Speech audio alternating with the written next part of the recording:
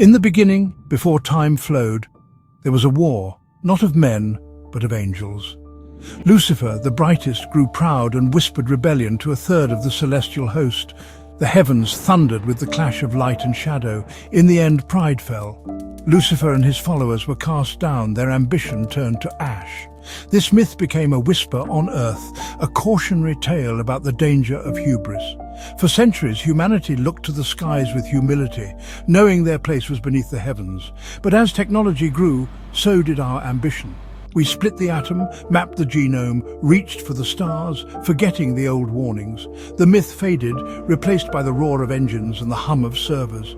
We saw the world as a machine to be controlled, not a gift to be cherished. The stage was set for the old story to repeat, not with angels, but with men and machines. A new pride brewed, corporate ambition mirroring Lucifer's ancient desire for control. This time, the prize was Earth itself. The new gods would command the wind and rain, seeking to seize the very sky. The old war was about to be fought again, and humanity stood on the edge of its own great fall. Imagine a world where the weather forecast isn't a prediction, it's a command. After the climate collapse of the late 2030s, governments crumbled, powerless against nature's fury. Corporations stepped in, promising stability through the Aegis Project, a global atmospheric regulation system. At first, it seemed miraculous. Storms ceased, deserts bloomed, coastlines calmed.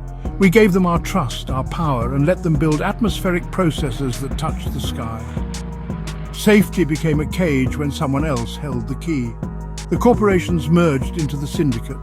The Aegis Project became a weapon. Weather turned into a commodity. Sunshine, rain, even a gentle breeze had a price. The syndicate controlled every drop, every gust, every ray. The world became a patchwork of prescribed climates. The elite lived in perpetual spring, the rest suffered at the syndicate's whim. Rebellious regions faced floods or heat waves. Compliant ones were rewarded. The sky, once a symbol of freedom, became a ceiling, a roof over our prison. We were no longer in control of our destiny. The syndicate's tyranny was as inescapable as the air we breathed. Our world was ruled by those who owned the weather. The price of safety was our freedom. We had become subjects of the corporate sky. In this world of manufactured weather lived Dr. Elara Voss, a climatologist who once dreamed of understanding Earth's chaos. As a prodigy, she was recruited by OmniClime to help build the Aegis Project, believing she was saving the world. She became one of the architects of the new order, working in the Aegis Command Center, managing the planet's weather. For years, she saw only the good, famines averted, cities saved. She accepted the narrative that targeted weather events were necessary evils. But doubt crept in. A drought in a compliant zone, a hurricane destroying a rival's fleet. Elara, a scientist, saw patterns, ones that pointed to profit and power, not salvation. The system she helped build was a sword, not a shield. Driven by suspicion, she began a secret investigation. She uncovered hidden memos, falsified reports, and redacted casualty lists. The truth was horrifying. Malfunctions were deliberate, disasters were assassinations. The syndicate used weather to eliminate enemies and keep the world in fear. Elara realized she had helped build a cage. The bars were invisible, but they were everywhere. She could no longer ignore the truth. The woman who built the system had finally seen its darkness. The syndicate's reign was methodical, biblical in scope. They unleashed power like the four horsemen riding the currents of the sky. The first was conquest, not of armies, but of pressure fronts and storm cells. Weather became a tool of absolute control, forcing nations to their knees without a shot fired. A city that resisted would be drowned in engineered storms, its people desperate for aid. The syndicate arrived as saviors, demanding total submission for salvation. This was warfare of the spirit, breaking wills, not bodies. Targeted weather eroded morale, isolated regions, and destroyed infrastructure. These were not acts of God, but corporate policy, precise and brutal. The world learned to fear the sky. A change in the wind became a threat. The syndicate's power was absolute because it was invisible. No armies marched. The atmosphere itself was their weapon. The first horsemen rode on manufactured storms, conquering silently and completely. Every city learned, you cannot fight the rain, you can only surrender to those who make it. The conquest was total, and the world bowed to the storm. After conquest came war. The Syndicate weaponized the sky, lightning bolts, hurricanes, engineered blizzards. When diplomacy failed, they unleashed destruction with the click of a mouse. Rival fleets vanished in sudden hurricanes. Hidden bases were buried in snow.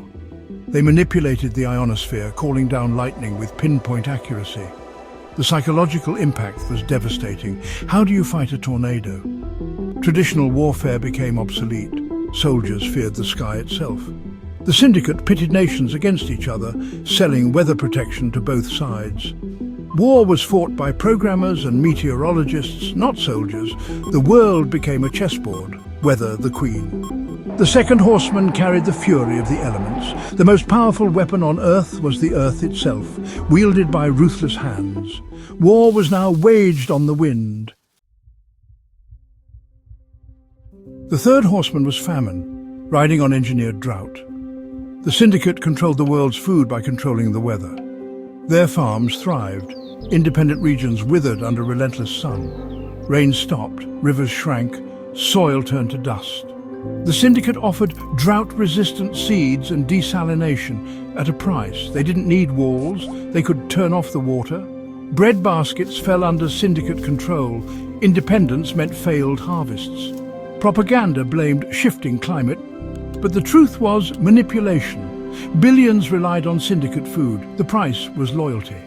Famine became a tool of statecraft, quiet and brutal. The scales weighed lives against profit. No one could challenge the Syndicate's dominion over the Earth. The final horseman was death, the Syndicate's ultimate weapon. They manipulated not just weather but the air itself. Atmospheric processes released chemical agents, contagions or neurotoxins, silent, invisible plagues. Cities resisting the Syndicate fell ill under mysterious fogs. The Syndicate blamed new viruses, sent aid and gathered data. They could target specific demographics, engineering fear and distrust. The enemy was the air itself. A breeze could be deadly. The Syndicate's control was total. Breathing became a risk. They twisted life-giving elements into instruments of death. The four horsemen rode freely and hope faded. The world suffocated under their rule. The sky was no longer life, but a promise of slow death. All hope seemed lost. Even in darkness, a single candle can defy the night. Dr. Ilara Voss, armed with the truth, could not remain silent. She downloaded incriminating data, memos, schematics, casualty lists. With this evidence, she fled, becoming a ghost in the system she helped build. She found the remnant, rebels, scientists and journalists living off the grid. Ilara became their leader, not by force, but conviction. Their rebellion was one of information, not violence. They leaked undeniable evidence, falsified reports, disaster profiteering. The truth spread like wildfire, broadcast on every open channel. The Syndicate tried to stop them. Storms, propaganda, accusations. But they could not stop an idea.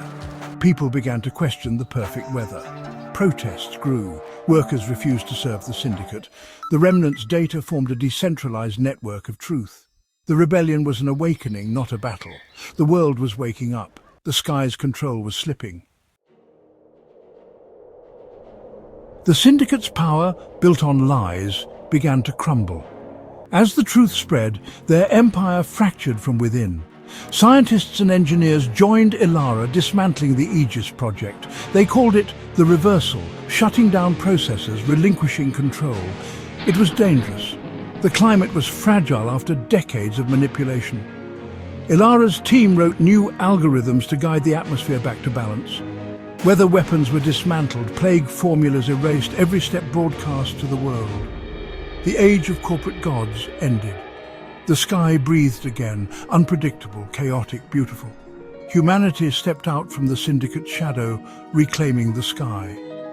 We learned the wisdom of the old myths. Some things are not meant to be controlled. Our duty is to be guardians, not masters.